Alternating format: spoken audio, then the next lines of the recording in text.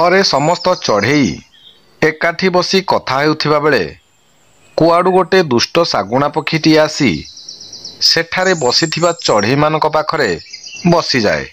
ଶାଗୁଣା ଭାଇ, ତମେ ଏଠାକୁ କାହିଁକି ଆସିଛ?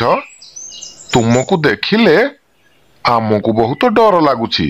ଆରେ ଚଢ଼େଇ ମାନେ, ମତେ ତମେ ଦେଖିକି କାହିଁକି ଡରୁଛ?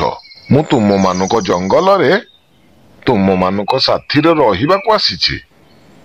ଆଜିଠାରୁ ତୁମେ ମାନେ ମତେ ଶାଗୁଣା ଅଜା ବୋଲି ଡାକିବ। ତମେ ଆମ ସାଥିରେ ରହିଲେ ଆମର କିଛି କ୍ଷତି କରିବନି ତ? ଯଦି ତମେ ଆମକୁ ମାରିକି ଖାଇଦବ? ଆରେ ଚଢ଼େଇ ମାନେ, ମୁଁ ତ ଏବେ ବୁଢା ହେଇଗଲିଣି। ମୁଁ ଗୋଟେ ଠାକୁରଙ୍କର ଦୀକ୍ଷା ନେଇଛି।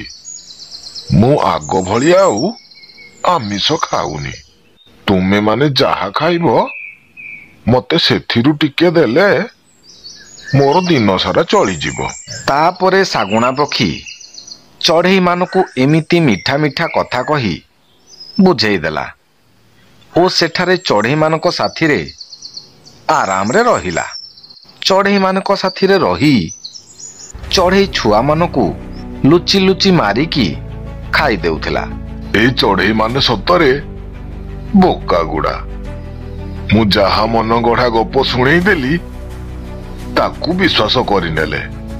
ଯାହା ହେଉ, ମତେ ଆଗ ଭଳି ଆଉ କଷ୍ଟ କରି ଶିକାର ଖୋଜିବାକୁ ପଡୁନି।